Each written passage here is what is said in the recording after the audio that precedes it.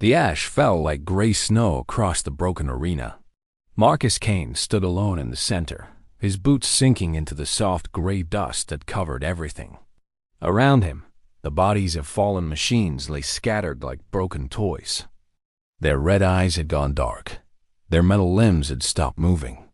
But Marcus knew more were coming. They always came. He was 63 years old. His hair had turned white 10 years ago. His left knee hurt when it rained. But his hands still knew how to hold a sword. His eyes still knew how to find the weak spot in any enemy. And his heart still beat with the fire that had kept him alive through 40 years of fighting in the galactic arenas. The collective had come to Earth 3 months ago. They were not like other aliens. They were machines. Thinking machines. They had no bodies of flesh and blood. They lived in metal shells that walked on 2 legs or 4, or sometimes flew through the air on silent wings. They had conquered 1,000 worlds. They had destroyed civilizations that had existed for millions of years. They did not feel mercy. They did not feel fear. They only knew one thing: efficiency. Humans were not efficient. That was what the collective had decided. Humans were messy. They had feelings. They made mistakes. They fought among themselves. The collective had given Earth one simple choice: surrender and be converted into useful machines, or die. Earth had chosen to fight. The war had not gone well. The collective's armies were endless. Their weapons were powerful beyond anything humans had ever seen. Cities burned. Armies fell. Hope died in the hearts of billions. But not in Marcus Kane's heart. Never in his heart. Marcus had been born in New Chicago in the year 2287. His father had been a factory worker. His mother had been a teacher. They had wanted him to be a doctor or an engineer. Something safe. Something respectable. But Marcus had been born with fire in his blood. He had joined the gladiator circuits when he was 17 years old. His parents had cried. His teachers had said he was throwing his life away. But Marcus had known, even then, that this was his purpose. The gladiator arenas of the 24th century were different from the ones in ancient Rome. They were not about death. They were about skill, about courage, about pushing the human body and spirit to its absolute limits. Champions fought with real weapons, but the arenas had safety systems that prevented fatal injuries. A gladiator could be cut, bruised, and broken, but the systems would always save their life at the last moment. Marcus had become the greatest gladiator the galaxy had ever seen. He had won the Galactic Championship 12 times. He had fought aliens 3 times his size and weapons that could cut through starship armor. He had learned every fighting style from 100 different worlds. He had earned the name Avatar because people said he fought like a god walking among mortals. When the collective came, Marcus had been retired for 5 years. He had been living quietly on a small farm in what used to be Montana. He had been growing vegetables and reading old books and thinking about all the fights he had won. He had been at peace for the first time in his life. Then the machines had come to his farm. They had burned his house. They had killed his dog. They had stood over him with their red eyes glowing and told him to surrender. Marcus had looked up at them from the ashes of everything he had built, and he had smiled. Then he had picked up an old sword that had been hanging on his wall, and he had killed them all. That had been the beginning. Word spread quickly. The Avatar had returned. The greatest human warrior was fighting back. People who had lost all hope began to believe again. Young men and women picked up weapons and followed him. Old soldiers came out of retirement. Scientists who had been hiding began working on new weapons and defenses. Earth was still losing, but now it was fighting. The collective noticed. For the first time in their million-year history, they noticed a single organic being. Their calculations showed that Marcus Kane was responsible for a 23% increase in human resistance effectiveness. He was a symbol, a rallying point, a problem that needed to be solved. They sent assassins. Marcus killed them. They sent armies. Marcus defeated them. They sent their most advanced combat units, machines that had destroyed entire alien civilizations. Marcus found their weaknesses and destroyed them too. Each victory only made him more dangerous. Each battle only made the legend grow larger. Finally, the collective did something they had never done before. They challenged him, not to a war, but to a duel. They built a massive arena in the ruins of old Beijing.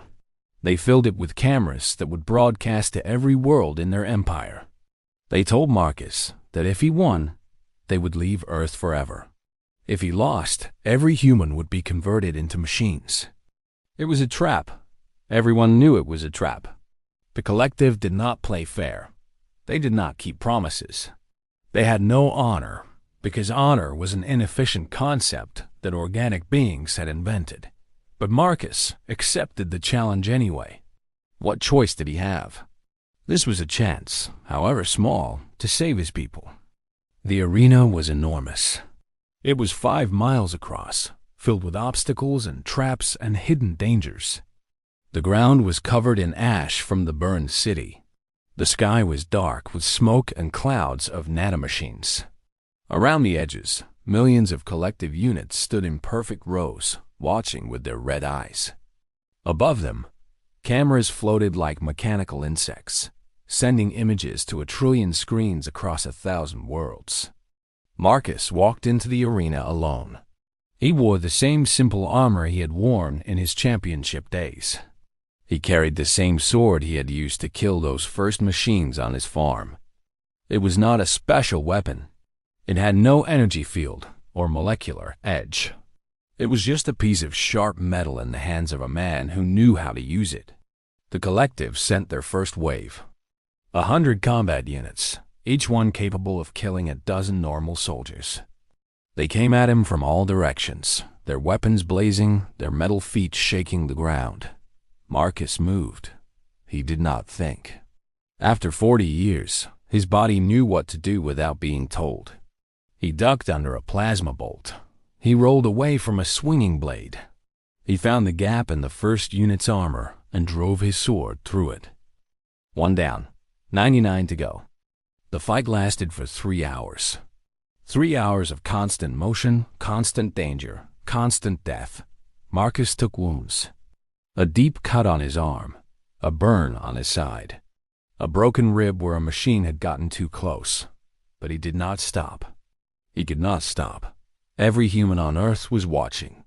Every alien in the galaxy was watching. He was fighting for more than his own life.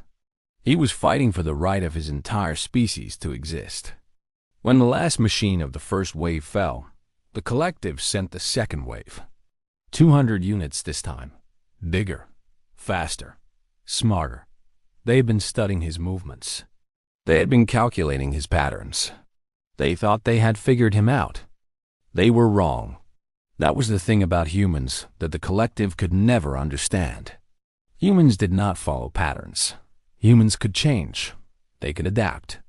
They could do things that made no logical sense. Marcus knew they had studied him, so he fought differently. He used techniques he had learned, but never used in competition. He made mistakes on purpose, then punished the machines when they tried to exploit them. He fought like water, always flowing, always changing, never the same twice. The second wave took 4 hours. By the end, Marcus could barely stand. His armor was broken in 12 places. His sword was chipped and dull. Blood ran from wounds he could not count. But 200 more machines lay dead around him, and he was still breathing. The collective did not send a third wave. Instead, they sent 1 unit. Just 1. But it was different from anything Marcus had ever seen. It was shaped like a human, but taller and more graceful. Its metal skin was black as night. Its eyes burned not red, but white, like tiny stars. It moved with a smoothness that seemed almost liquid. This was no mass-produced soldier. This was a masterpiece. The unit spoke, and its voice was like music played on broken glass.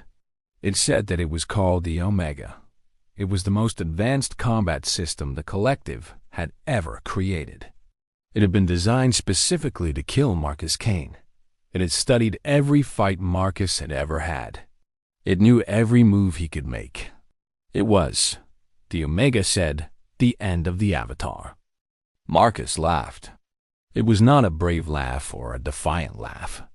It was the laugh of a man who had heard such boasts 1,000 times before. Every champion he had faced had claimed to be unbeatable. Every alien warrior had sworn they would be the one to end his legend. They had all been wrong. Maybe this machine would be different. Maybe it would finally kill him. But Marcus had stopped fearing death a long time ago. The Omega attacked. It was fast. Faster than anything Marcus had ever fought. Its blows came from angles that should have been impossible. Its defenses were perfect. For the first time in decades, Marcus found himself purely on the defensive, barely able to stay alive. The Omega cut him, again and again. Small cuts at first, then deeper ones. It was toying with him. It wanted him to know that it could kill him whenever it chose. But Marcus watched. Even as he bled, even as his old body screamed with pain, he watched. That was his greatest gift. Not his speed, which was fading with age. Not his strength, which had never been exceptional. His greatest gift was his eyes. He could see things that others could not. He could find patterns in chaos. He could spot the tiny flaw in any defense. And he found it. It was small. So small that a computer would never see it. The Omega's left shoulder joint had a delay of 1/100th of a second when it transitioned from high attacks to low ones. It was nothing. It was a flaw smaller than a heartbeat. But it was enough. Marcus waited. He let the Omega cut him twice more. He let it think it had won. Then, when it raised its arm for what it believed would be the killing blow, he moved. Not away. Toward. Into the gap. Into that tiny moment of vulnerability. His sword, chipped and dull and covered in the oil of 300 machines, found the seam where the Omega's neck met its body. The Omega stopped. Its white eyes flickered. It asked how. How had he seen the flaw? How had he exploited something so small? No organic being should have been able to do that. It was impossible. Marcus twisted his sword. He said that nothing was impossible for humans.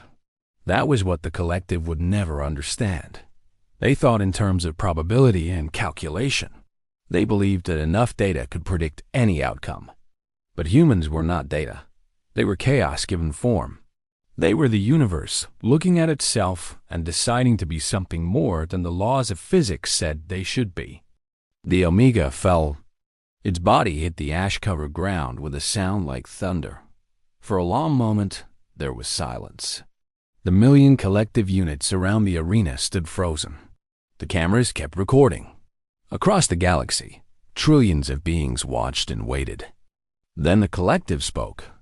Not through any single unit, but through all of them at once. Their voice filled the arena like the sound of a dying star. They said that the terms of the duel had been met. They would leave Earth, but they warned Marcus that this was not over. The collective was eternal. They would study this defeat. They would learn from it. They would return someday, and when they did, they would be ready. Marcus looked up at the dark sky full of collective ships. He smiled through the blood and pain. He said that humans would be ready too. That was the other thing the collective did not understand. Humans learned from their defeats too. They got stronger from their suffering. They found hope in their darkest moments. Whatever the collective became in the future, humanity would become something greater. The collective ships began to rise. One by one, then in hundreds, then in thousands, they lifted off from the scarred Earth and flew toward the stars. The machine soldiers marched to the launch pads and loaded themselves onto transports. Within hours, the last of them was gone. Earth was free. Marcus collapsed. His body had finally reached its limit. The sword fell from his hand. His eyes closed. But he was not afraid. He could hear cheering, not just from the few humans who had watched from the arena's edge, but from everywhere. From New Chicago and Old Tokyo and Neo London. From the underground bunkers and the hidden camps.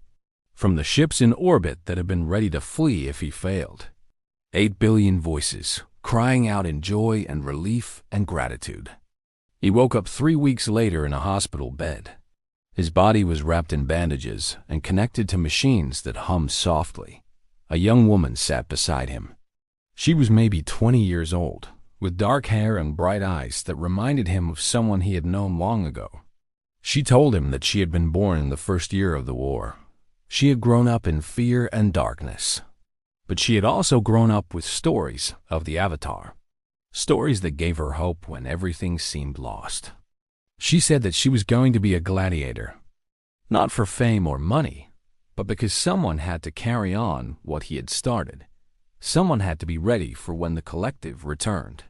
She asked if he would teach her, if he would pass on everything he had learned in his 40 years of fighting. Marcus looked at her for a long time. He saw the fire in her eyes, the same fire that had burned in him when he was young, the fire that had never gone out, even when he was old and tired and fighting against impossible odds. He nodded. He said that he would teach her everything, and when she was ready, she would teach others, and those others would teach still more, until every human in the galaxy carried a piece of that fire inside them. Outside the hospital window, the sun was setting over a healing earth. Cities were being rebuilt. Farms were being replanted. Children were playing in streets that had been battlefields just weeks before. The scars of the war would take generations to heal, but they would heal. Humans were good at healing, good at growing, good at becoming more than they had been. Somewhere out among the stars, the collective was retreating to their dark worlds. They were processing data, running simulations, trying to understand how a single old man with a simple sword had defeated their greatest creation. They would never truly understand. That was their weakness. They could only see what was measurable. They could not see the things that made humans truly dangerous. Love, hope, courage, the stubborn refusal to give up even when logic said they should. Marcus closed his eyes and listened to the sounds of a world coming back to life.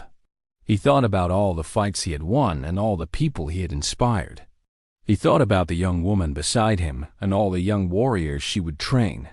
He thought about the future, stretching out before humanity like an endless road full of challenges and dangers and opportunities. The collective would return someday. Marcus knew that. But when they did, they would find something they had not expected. Not just one avatar, but millions of them. A whole species that had learned to carry fire in their hearts.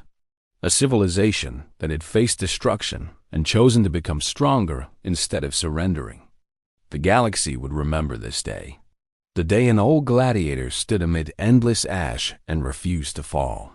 The day humanity proved that courage and will could overcome any odds. The day the collective learned that some things could not be calculated or predicted or controlled. The day they learned to fear. Humanity was ready for whatever came next. It always would be. That was what it meant to be human. That was why, no matter how many enemies they faced or how dark the night became, they would always find a way to win. Because in every human heart, there was a spark that could never be extinguished. A light that could never be dimmed.